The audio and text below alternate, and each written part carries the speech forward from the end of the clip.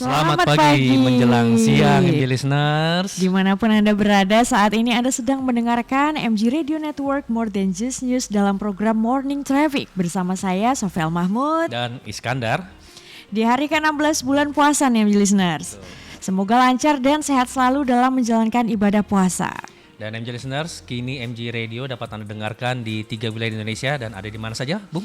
Di Jakarta 94,7 FM, kemudian di Makassar di 98,4 FM, dan untuk Kota Medan dan sekitarnya bisa didengarkan melalui frekuensi 102,2 FM.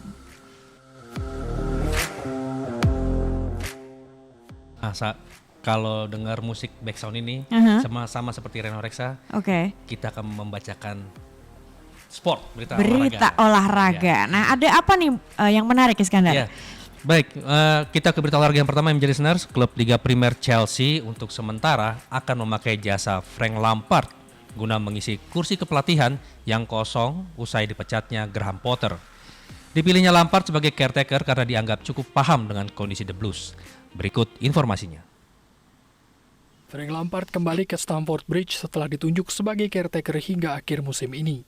Keputusan manajemen Chelsea menggunakan jasa Super Frank dinilai sebagai solusi tepat untuk sementara karena sangat paham kondisi The Blues luar dan dalam.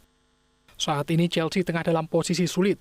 Di sisa akhir musim, The Blues terlempar ke peringkat 11 klasemen Liga Inggris. Belum lagi Kai Havertz dan kolega akan menghadapi Real Madrid di perempat final Liga Champions. Karenanya sosok yang tidak asing seperti Lampard lah yang paling pas untuk sementara menangani Chelsea.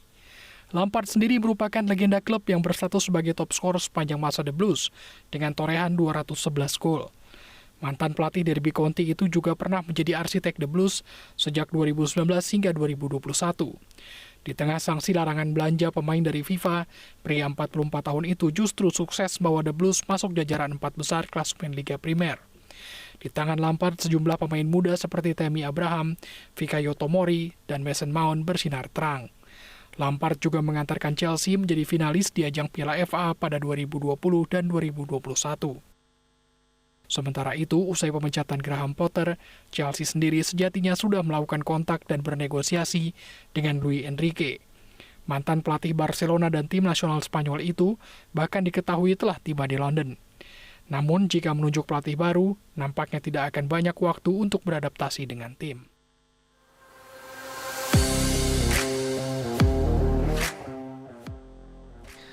Dari Inggris kita ke Prancis, MG listeners, kabar baru soal masa depan Lionel Messi terus dispekulasikan. Teranyar, pakar transfer Fabrizio Romano menyebut Al Hilal siap memberi Messi gaji fantastis sebesar 400 juta euro atau setara 6,5 triliun rupiah per tahun. Kita simak informasinya berikut ini. Masa depan Lionel Messi memang terus menjadi pembicaraan. Pasalnya kontrak La Pulga di Paris Saint-Germain akan segera berakhir pada 30 Juni mendatang. Belum menandatangani kontrak baru hingga saat ini, Messi pun kerap dicemooh supporternya sendiri. Pakar transfer Fabrizio Romano merangkum perkembangan terkini situasi kapten timnas Argentina itu. Menurut Romano, ada 4 poin penting. Pertama, PSG siap memberi perpanjangan kontrak 1 tahun lagi kepada Messi. Kedua, Barcelona sudah mencoba mengontak Messi lagi. Ketiga, Messi masih mau berlaga di kompetisi Eropa. Dan terakhir, ada kabar dari klub Arab Saudi Al Hilal, di mana Al Hilal dikabarkan siap memberi The Messiah gaji fantastis sebesar 400 juta euro per tahun atau setara dengan 6,5 triliun rupiah. Angka itu 2 kali lipat dari gajinya Cristiano Ronaldo di Al Nassr, yakni 200 juta euro per tahun. Apakah rayuan uang dalam jumlah fantastis ini bisa meluluhkan Messi dan bergabung ke Al Hilal? Layak kita tunggu.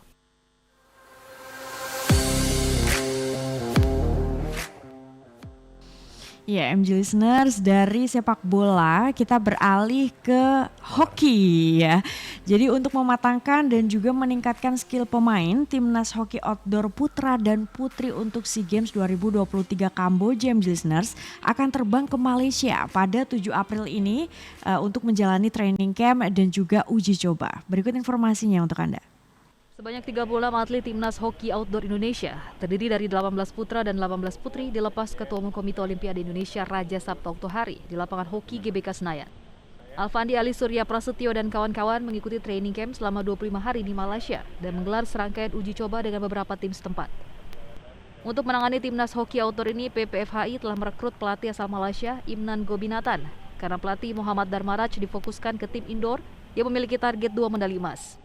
Di Malaysia kita sudah siapkan beberapa tim lokal yang tentunya juga punya kemampuan yang sepadan sehingga kita bisa optimal dalam persiapan ini. Sedangkan timnas hoki outdoor putra dan putri yang telah lolos ke Asian Games 2023 Hangzhou ditargetkan meraih medali perak di SEA Games 2023 Kamboja yang akan berlangsung dari 5 hingga 17 Mei.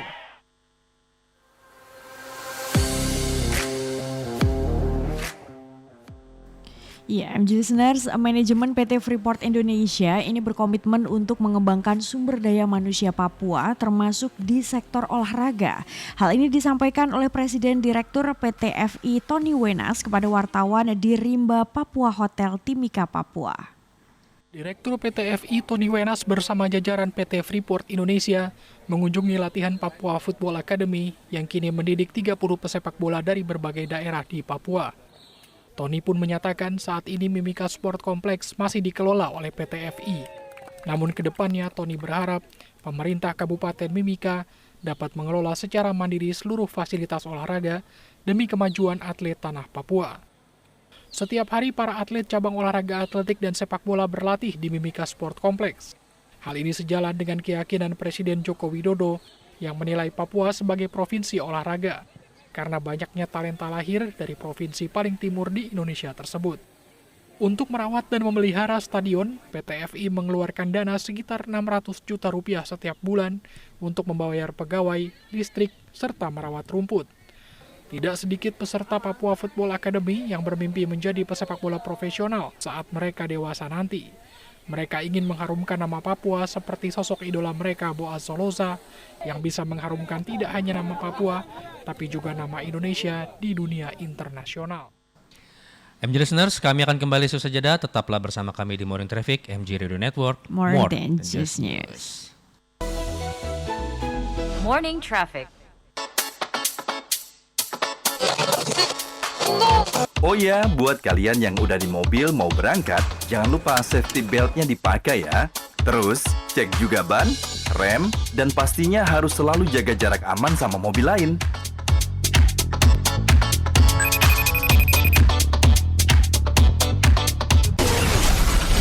Selalu hati-hati di jalan raya karena ada orang tercinta yang selalu menunggu. Alhamdulillah kita dipertemukan lagi dengan bulan Ramadan, bulan penuh ampunan, bulan setiap pahala dilipat gandakan. Metro TV mempersembahkan rangkaian program spesial di bulan suci ini.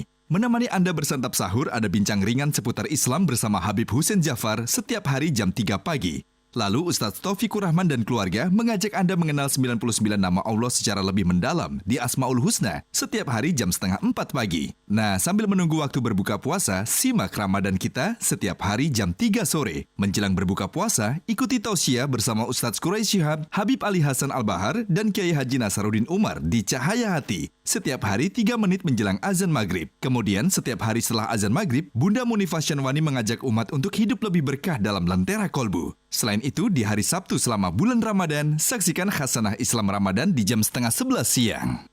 Dan Gaspol Ramadan bersama Ustaz Dasat Latif di jam 9 malam. Ramadan bersama Metro TV, menebar kebaikan. Morning Traffic.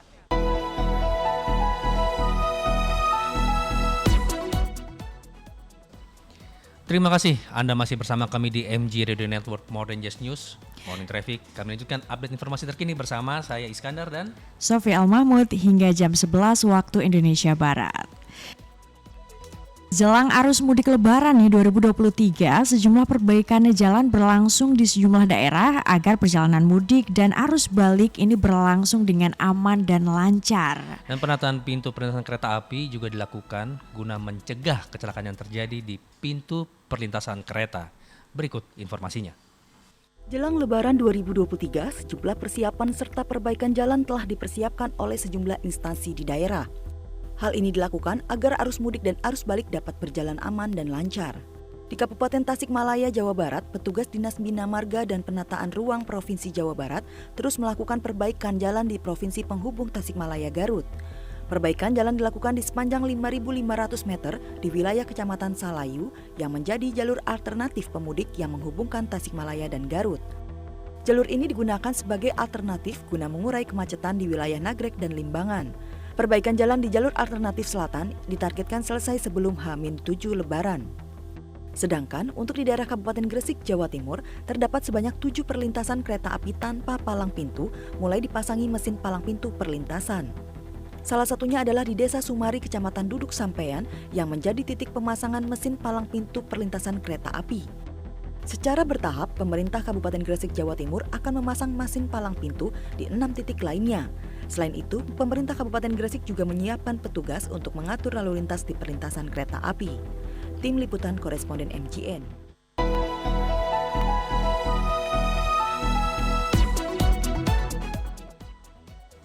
PT Kereta Api Indonesia atau KAI pada musim mudik Lebaran tahun 2023 ini menyediakan gerbong khusus untuk motor bagi para pemudik yang membawa motor ke kampung halamannya. Ya, MJ Listeners, KAI juga menyediakan setidaknya 6,9 juta tempat duduk atau meningkat 26% dibanding realisasi tahun 2022 lalu. Kita simak informasinya berikut ini. BUMN Transportasi telah melakukan berbagai persiapan layanan angkutan Lebaran tahun 2023. PT Kereta Api Indonesia, KAI, misalnya telah menyiapkan sejumlah layanan, salah satunya program kereta api motor gratis bersama Kementerian Perhubungan. Direktur Utama KAI Didik Hartantio dalam rapat dengar pendapat dengan Komisi 6 DPR menyebut layanan ini diberikan selama 20 hari yakni 11 April sampai 20 April untuk angkutan mudik dan 22 April sampai 3 Mei untuk angkutan balik.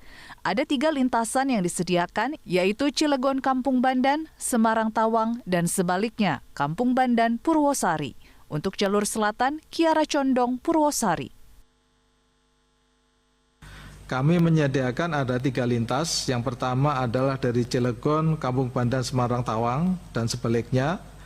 Kemudian Kampung Bandan, Purwosari, ini untuk jalur selatan. Kemudian Kiara Condong, Purwosari, dan sebaliknya. Ini selama 20 hari. Jadi perbedaan yang dilakukan Motis tahun ini adalah bahwa antara penumpang dan motornya itu dalam satu rangkaian. Sehingga ada penyediaan 3 kereta untuk angkutan penumpangnya dan ada 3 gerbong untuk mengangkut motornya yang secara gratis. Ini tiketnya hanya sekitar 20.000.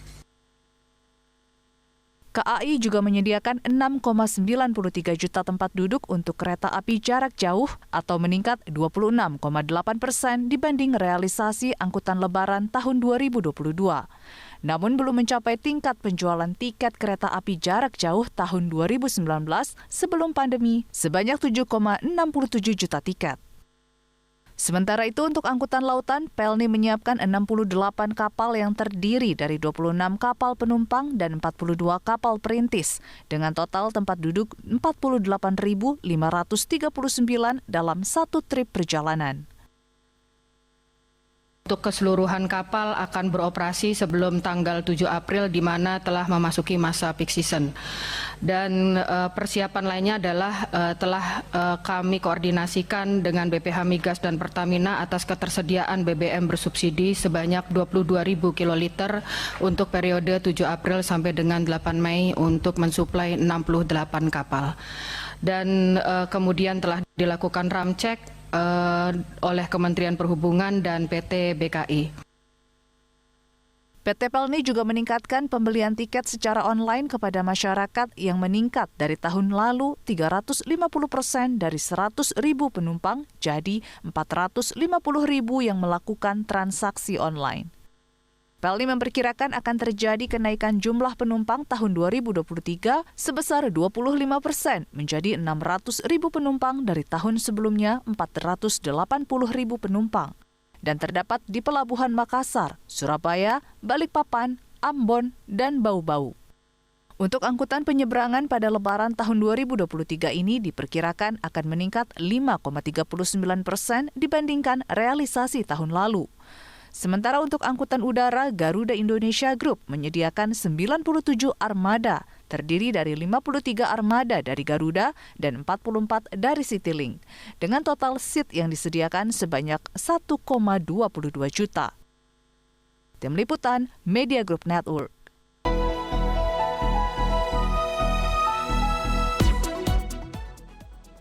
Ya, MJ Listeners, Kementerian Perhubungan memprediksi ini akan ada lebih dari 123 juta jiwa yang akan melakukan perjalanan mudik tahun 2023. Jumlah tersebut meningkat 45,8% dibanding tahun sebelumnya sebanyak 85,5 juta jiwa. Dan kepolisian akan kembali menerapkan rekayasa lalu lintas berupa sistem satu arah atau one way, kontraflow hingga ganjil genap. Berikut informasinya. Pemerintah terus mempersiapkan sejumlah upaya untuk menghadapi arus mudik Lebaran tahun 2023 yang diprediksi mengalami peningkatan signifikan. Menteri Perhubungan Budi Karya Sumadi di hadapan Komisi 5 DPR RI menyebut sejumlah faktor yang mempengaruhi naiknya angka mudik tahun ini, diantaranya perekonomian yang membaik, kesiapan sarana dan infrastruktur, serta tak ada pembatasan perjalanan masyarakat atau PPKM. Menhub memperkirakan puncak arus mudik akan terjadi sehari jelang Lebaran atau Jumat 21 April dengan pergerakan 17,7 juta jiwa. Peningkatan perjalanan terjadi sejak 3 hari sebelum Lebaran atau Rabu 19 April 2023. Pemerintah memproyeksikan akan ada lebih dari 123 juta jiwa yang akan melakukan perjalanan mudik tahun 2023. Jumlah itu meningkat 14,2% dibanding tahun sebelumnya sebanyak 85,5 juta jiwa. 45,8% atau 123 juta jumlah dari penduduk Indonesia itu akan bergerak pada saat Lebaran. Nah, ini meningkat 44%. Sedangkan warga Jabodetabek relatif tidak sebesar nasional. Peningkatannya 27% dibandingkan 2022. Dan darat ini adalah suatu moda yang dominan, 75%.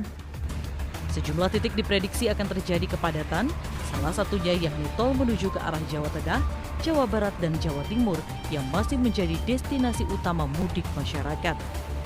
Kepolisian pun akan kembali menerapkan rekayasa lalu lintas berupa sistem satu arah atau one way, kontraflow hingga penerapan ganjil genap.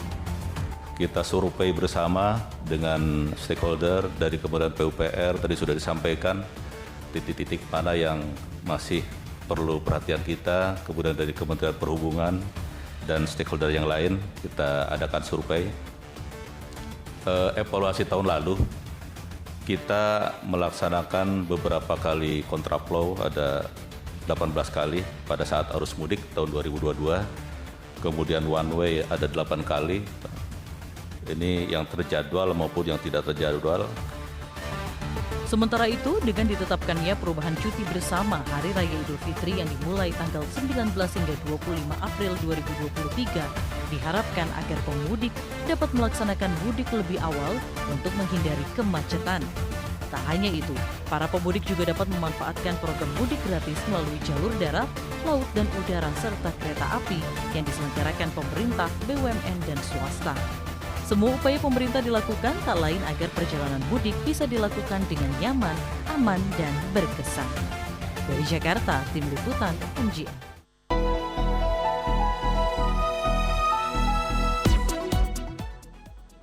Kita beralih ke informasi selanjutnya, MJ Listeners. PT MRT Jakarta bersama Jasa Marga sepakat untuk bekerjasama dalam mengembangkan jalur dan kawasan berorientasi transit. Kawasan berorientasi transit, yakni Tramway Hub atau Tol Koridor Development Taman Mini Pinang Ranti. Kerjasama ini juga menandai akan dibangunnya jalur MRT dari Kampung Rambutan ke Taman Mini. Iya, penandatanganan kerjasama ini dilakukan Direktur Utama Jasa Marga MJ Listeners Subakti Syukur dan juga Direktur Utama MRT Tuhiat. Disaksikan oleh Wakil Menteri BUMN 2 Kartika Wiryo Atmojo di Jakarta. Direktur Utama MRT Tuhiat ini menjelaskan MJ Listeners bahwa TCD Taman Mini Pinang Ranti ini merupakan sentral transit Oriented Development atau TOD atau rusun terintegrasi pertama yang akan terkoneksi dengan tol serta dengan hampir semua moda transportasi massal di DKI Jakarta. Kita dengarkan keterangan Direktur Utama PT MRT Jakarta Perseroda, Tuhiyat, berikut ini. Hambatan yang kita hadapi selama ini ada dua sebetulnya. Pertama, pembangunan MRT terutama karena ada ground itu adalah likuiditas, kemudian yang kedua lahan, pembebasan lahan. Dan ini cukup menyita waktu kita. Nah, pelajaran dari fase-fase yang sudah kita lakukan, kita bergerak untuk bekerja sama dengan PT Jasa Marga. Tol dari Kampung Rambutan itu hanya sekitar 1 kilo menuju Taman Mini. Di sini ada TCD ya, tol development yang pertama. Jadi itu kita manfaatkan untuk melakukan interkoneksi dan pembangunan TOD sekaligus pengembangan kawasan transit. Di sini akan bertemu LRT, Transjakarta, kemudian Metro dan sebagainya. MRT hadir di sini. Itu kita harapkan hadir di sini menjadi interkoneksi sempurna.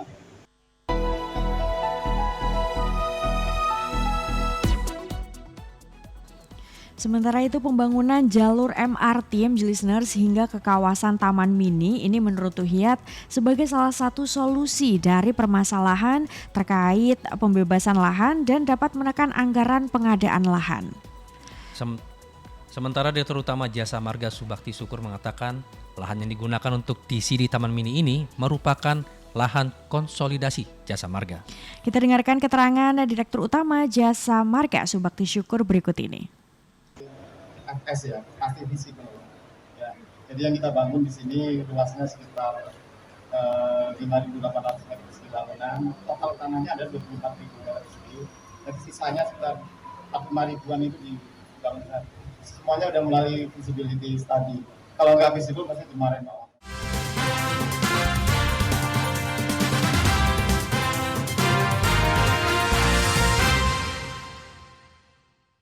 Kembali lagi di Morning Traffic bersama saya Iskandar dan Sofia Al-Mahmud.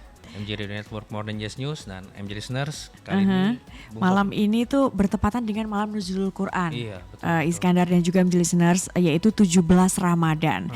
Dan sejumlah tradisi ini di berbagai daerah akan dilaksanakan untuk memperingati hari turunnya Al-Quran. Salah satunya di Provinsi Aceh. Seperti apa tradisi Nuzulul Quran di Aceh dan informasinya akan disampaikan oleh jurnalis MJN Sheila Aditya dari Banda Aceh. Halo, Assalamualaikum Sheila. Waalaikumsalam, Iskandar dan Sofi. Apa kabar Sheila? Alhamdulillah baik. Masih puasa hari ini? Insya Allah masih. Alhamdulillah. Ya Sheila di sini ada dengan Iskandar dan Sofi, tapi saya mau ke pertanyaan dulu yang pertama Sheila, apa saja ya kegiatan peringatan malam Nuzulul Quran di Aceh? Sheila, silakan. Ya Iskandar dan juga Sofi, untuk kegiatan peringatan malam Nuzulul Quran malam ini di Aceh, untuk di Provinsi Aceh akan dipusatkan di Masjid Raya Baitur Rahman Banda Aceh. Namun untuk detail kegiatan acaranya ini kami masih belum mendapatkan konfirmasi dari Dinas Syariat Islam. Namun untuk dari pihak Humas dan Protokol ini menginformasikan kepada kami bahwa untuk kegiatan Nuzulul Quran di Masjid Raya Baitur Rahman Banda Aceh malam ini akan dihadiri oleh asisten 3 pemerintahan Provinsi Aceh.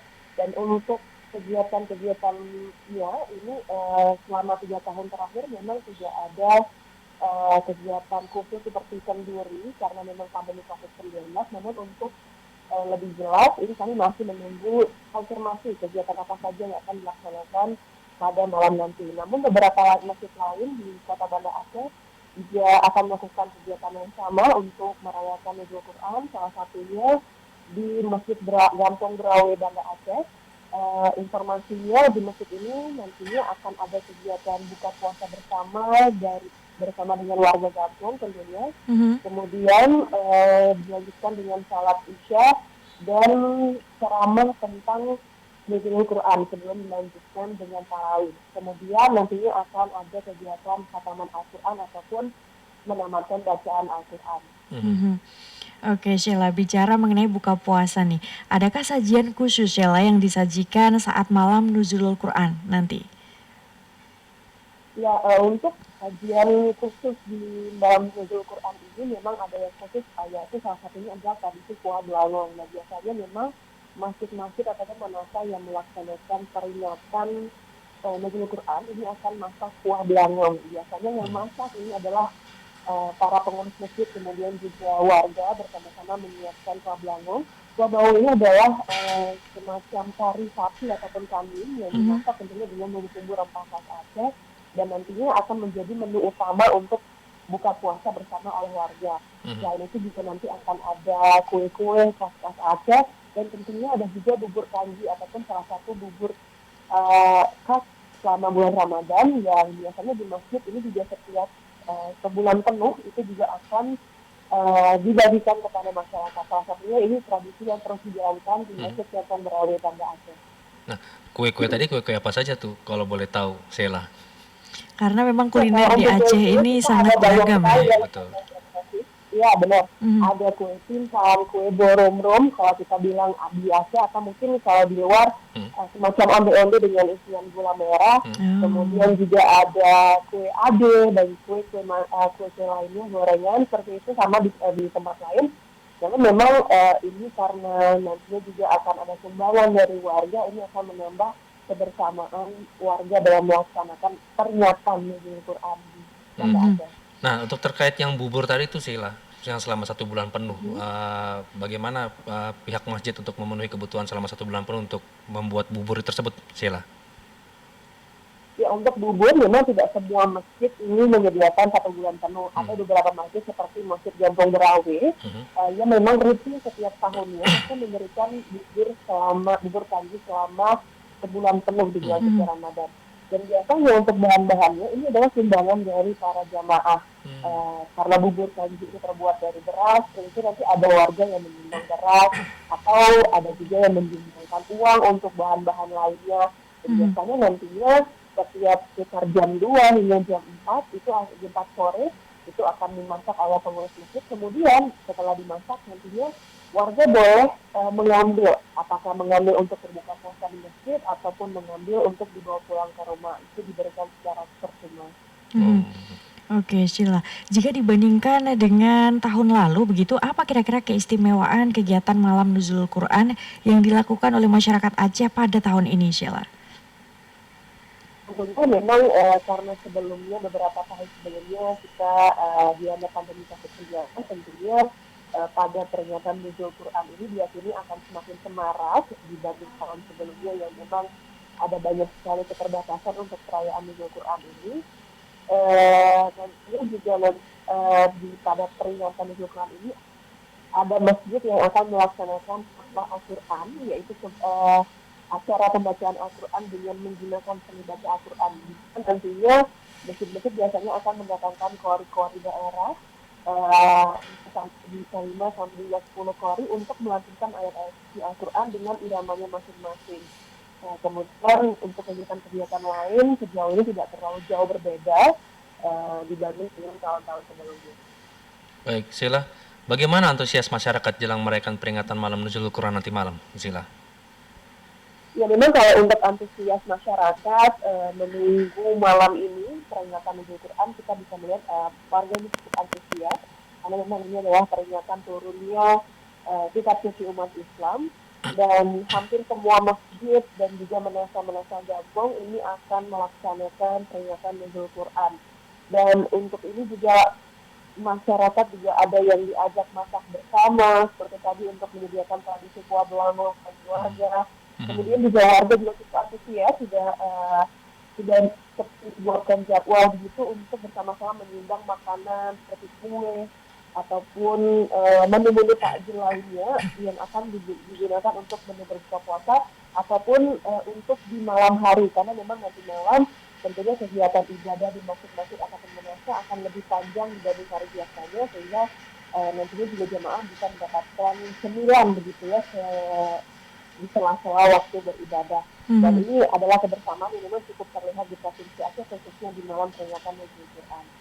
Iya, penuh dengan semarak dan juga kebersamaan. Betul. Begitu ya. Gotong royong yang mungkin jarang sekali ditemukan sekarang saat ini ya. Dan momen nuzul Quran ini menjadi momen penting untuk kembali memperkuat kebersamaan dan juga kehangatan antar warga di Aceh ya. Terima kasih jurnalis MJN Sheila Aditya atas laporannya langsung daripada Aceh. Aceh, salam sehat dan selamat kembali bertugas. Sheila.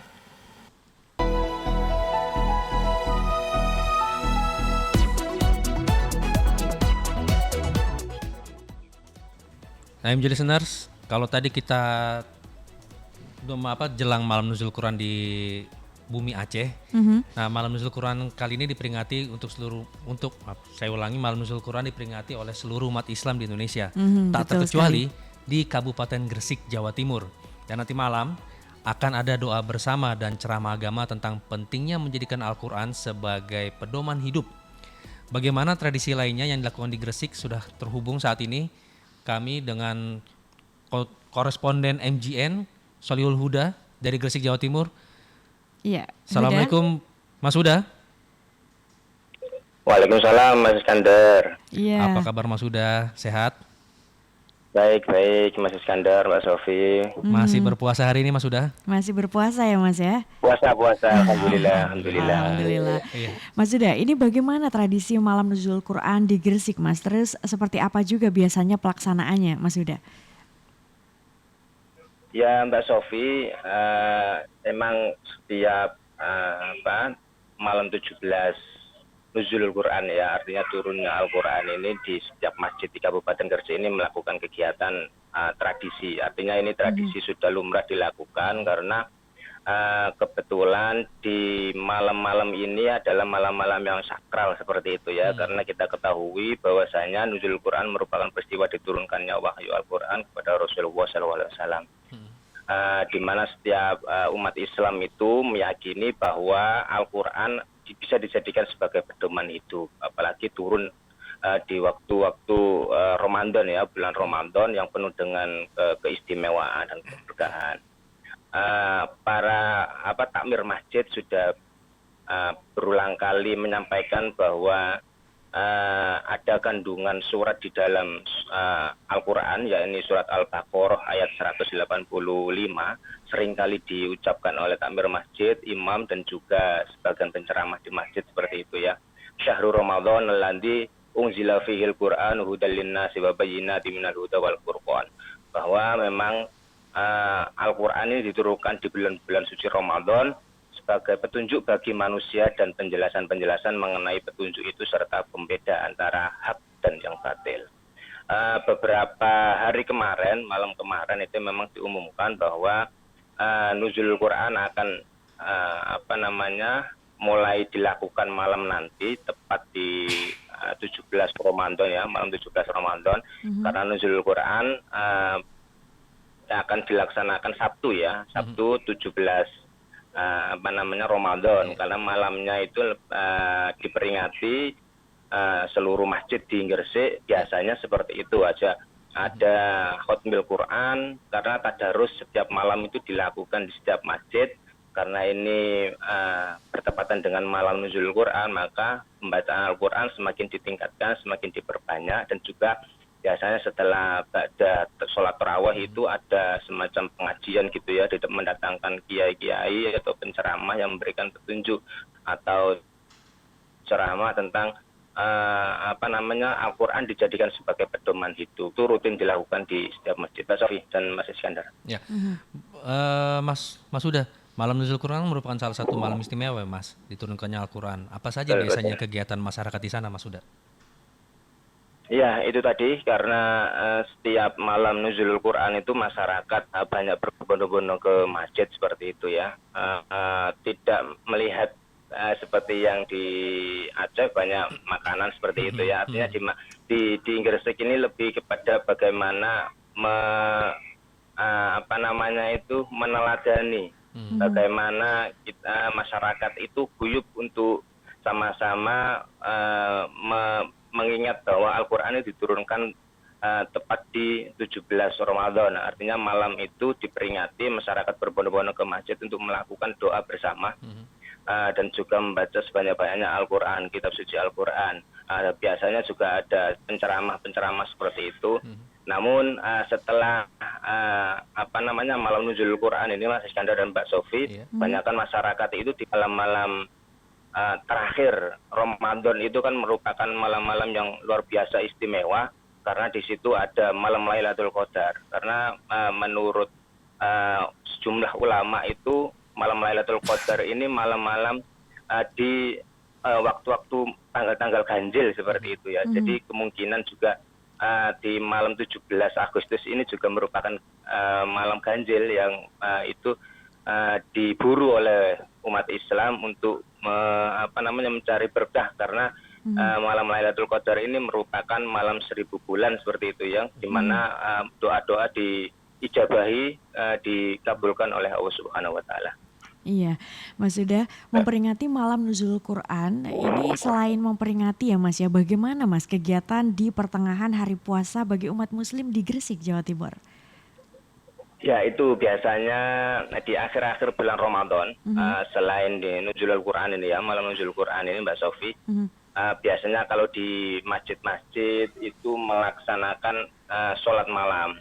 Jadi selain membaca tadarus Al-Quran setiap malam, biasanya tadarus ini dilakukan selama berturut-turut ya, artinya habis asar juga melakukan tadarus, dilanjutkan lagi setelah baca tarawih, tadarus sampai malam gitu ya, dini hari.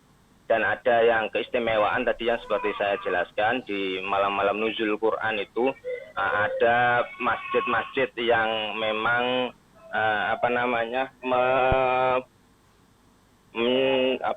melaksanakan sholat malam. Sholat malam ini diantaranya beberapa sholat malam, sholat hajat dan lain sebagainya itu dilakukan di masjid-masjid di pertengahan malam, biasanya di dini hari jam 12 sampai jam 1. Dan itu biasanya kalau melakukan sholat malam itu semua lampu itu dimatikan, artinya biar masyarakat atau jamaah itu bisa lebih khusyuk dalam sholat dan juga berdoa kepada Allah Subhanahu wa taala di bulan akhir Ramadan ini. Jadi sama sekali tidak ada penerangan ya Mas Huda ya? Betul, biasanya seperti itu. Ya. Menggunakan obor pun juga tidak juga Mas Huda? Tidak ada, biasanya mati semuanya, lampu tidak ada sama sekali, jadi lebih khusyuk umat Islam untuk menjalankan ibadah termasuk sholat-sholat malam. Baik, menarik sekali. Ada perbedaan ya dari di Aceh, buyutnya dengan masyarakat gitu ya, lebih makan-makan, kemudian kalau ini Jalan Nuzul Quran lebih fokus untuk beribadah begitu ya. Dan pasti di beberapa daerah lain juga memiliki keunikan-keunikan tertentu dalam memperingati nuzul Quran pada malam nanti. Iya. Terima kasih koresponden MJN Solihul Huda langsung dari Gresik, Jawa Timur. Salam sehat dan selamat kembali bertugas, juga selamat menjalankan ibadah puasa Mas Huda. Iya, terima kasih Mas Huda. Terima kasih Mas Iskandar, Mas Sofi. Ya, MJ Listeners, kami memiliki sejumlah informasi penting dan menarik dari dunia internasional. Salah satunya bertujuan untuk membantu keluarga yang kurang mampu, berbagai organisasi memberikan makanan gratis di bulan Ramadan. Dan hal ini dilakukan oleh sebuah organisasi di kota Karachi di Pakistan. Ratusan keluarga menunggu makanan yang dibagikan pada acara makan malam massal untuk berbuka puasa Ramadan. Di antara orang-orang yang antri adalah seorang buruh MJ Listeners bernama Mas Har Iqbal dan putrinya. Informasi selengkapnya akan disampaikan oleh tim VOA Indonesia dari Washington DC.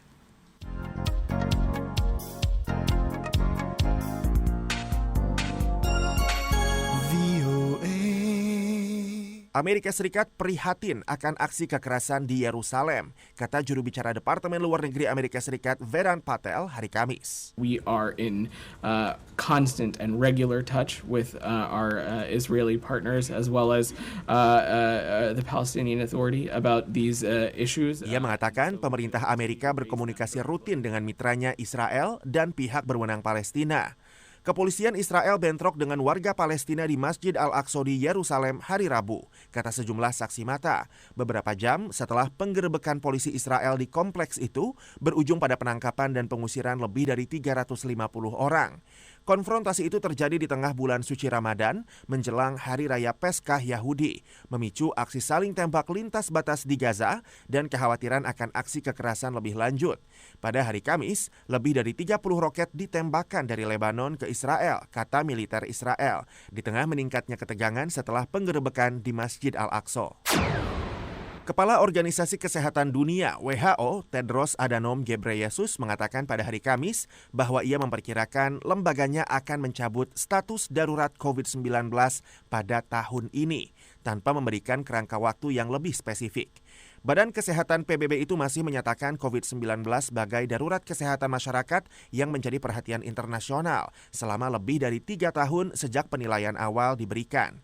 Dalam konferensi pers di Jenewa, Tedros juga mengatakan bahwa semua hipotesis terkait asal-usul COVID-19 masih dipertimbangkan. Tedros juga mengulangi permohonannya kepada Tiongkok untuk membagi lebih banyak informasi. Virus itu pertama kali diidentifikasi di kota Wuhan, Tiongkok pada Desember 2019, di mana banyak pihak mencurigai pasar hewan hidup di kota itu berperan sebelum virus itu menyebar ke seluruh dunia dan membunuh hampir 7 juta jiwa hingga saat ini. Demikian berita dunia VOA Washington. Inilah VOA.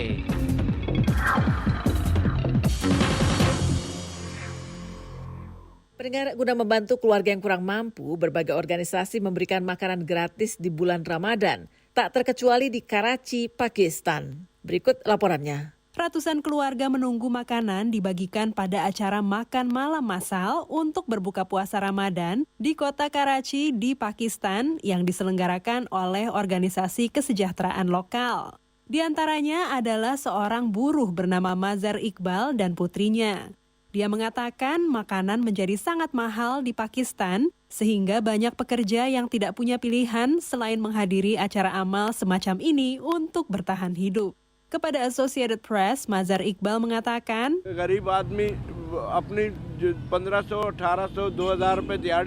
ia berterima kasih kepada organisasi-organisasi yang telah menyelenggarakan jamuan makan massal ini yang bisa membuat mereka bertahan hidup. JDC Foundation adalah salah satu organisasi yang menyiapkan makanan di berbagai tempat di seluruh Karachi, termasuk rumah sakit pemerintah melalui kontribusi dari para donatur.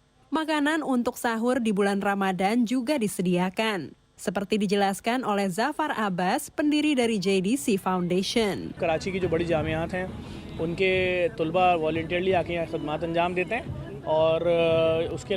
Zafar mengatakan para mahasiswa dari universitas-universitas besar di Karachi bekerja sebagai sukarelawan untuk mereka. Timnya mengelola berbagai hal termasuk jenis dan jumlah makanan. Para donatur menanggung biaya sehari-hari. Misalnya, seorang donatur akan memberitahu mereka bahwa ia mensponsori makanan untuk 40.000 orang.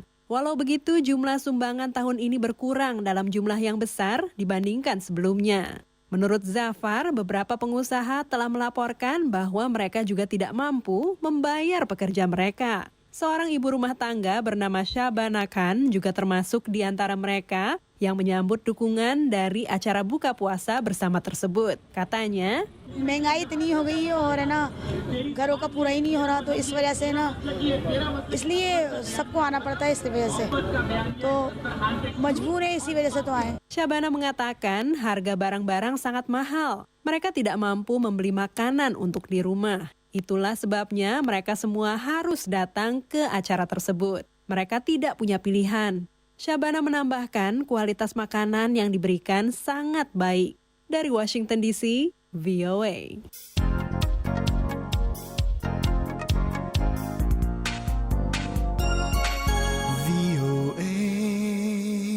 Ya, jelang akhir pekan saatnya menyimak satu informasi film dokumenter. Kali ini tentang keberadaan bintang cantik Brooke Shields.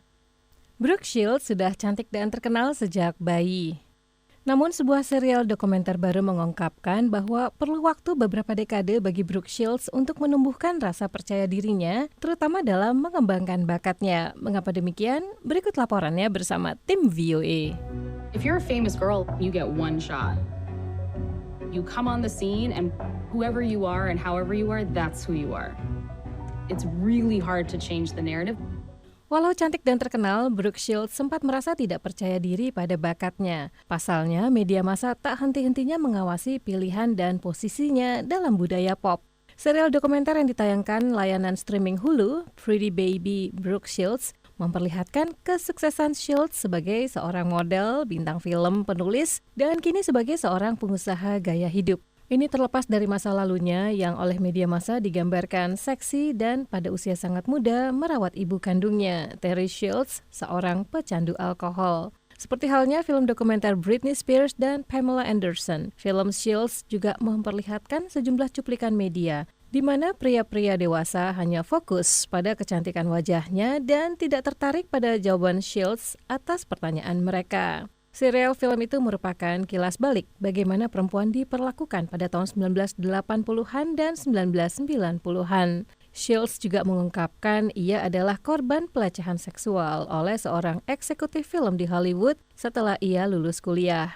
Associated Press biasanya tidak mengungkapkan nama korban pelecehan seksual kecuali jika korban mengungkapkannya secara terbuka. Dalam wawancaranya bersama AP, Shields mengatakan ia mengalami kecemasan yang luar biasa untuk mengungkapkan kisah pelecehan seksual dalam serial dokumenter itu. I didn't want it to be reduced to just a headline, and yet I knew that if I didn't, I would have felt like a hypocrite or inauthentic. You know, I haven't been able to talk about it up until now, and then it felt like saya merasa cemas soal Me Too karena saya tidak ingin hal itu menjadi sekadar judul berita. Saya tahu jika saya tidak mengungkapkannya, saya akan merasa seperti orang munafik. Saya tidak dapat membicarakannya sampai sekarang, dan itu rasanya seperti berutang pada diri sendiri. Saya berharap cerita ini tidak hanya untuk menarik perhatian. Me Too adalah gerakan sosial menentang penganiayaan, pelecehan sosial, dan budaya perkosaan di mana orang mengungkapkan pengalaman mereka sebagai korbannya. Shields berbicara secara jujur tentang bagaimana ia mengatasi rasa malu atas pilihan-pilihan pribadinya untuk meningkatkan rasa percaya diri mengenai bakatnya. I don't think I ever wanted to really give myself credit. I made myself small for so long, either to be relatable or to not be threatening or humbled. You know, don't be a snob, don't be arrogant. Saya kira saya belum pernah menghargai diri saya sendiri. Saya merasa diri saya tidak ada apa-apanya sekian lama. Saya kini mengatakan tidak apa-apa untuk mengapresiasi saya sendiri. Oke saja mengatakan saya memang memiliki bakat karena saya tidak akan berada di posisi ini jika saya tidak memiliki bakat. Bukan karena saya pintar atau karena berpenampilan berbeda. Saya telah mempertahankan karier saya selama ini dan selalu memberi diri saya sendiri tantangan baru. Saya kira saya belum pernah memiliki keberanian untuk mengatakannya secara lantang. Serial dokumenter Pretty Baby Brooke Shields telah dirilis lewat layanan streaming Hulu sejak 3 April 2023. Sekian laporan tim VOA Lea Johannes, Washington DC.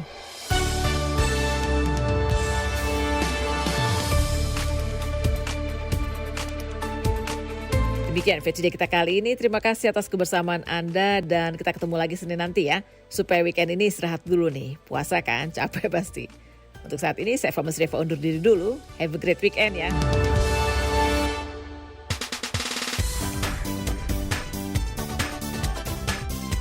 The Voice of America, VOA. MJ Listeners, akhirnya kami harus mengakhiri kebersamaan kita dalam Morning Traffic edisi Jumat 7 April 2023 selama 3,5 jam terakhir. Tetap dengarkan MG Radio karena di jam 11 hingga pukul 1 program Brunch Time akan hadir menyapa MG Listeners. Dengan siapa penyiar, Bung Sofi? Dengan Bung saya Arta ya? Iya. Bung Arta dan Livia Ramadanti. Livia Ramadanti. Saya Sofia Mahmud dan juga Iskandar. Sebelumnya rekan saya Eva Wondo serta segenap kru yang bertugas pamit undur diri. Sampai jumpa, selamat menjalankan ibadah puasa bagi umat Islam dan bagi umat Kristiani. Selamat merayakan Hari Trisuci. Happy weekend. Arrivederci.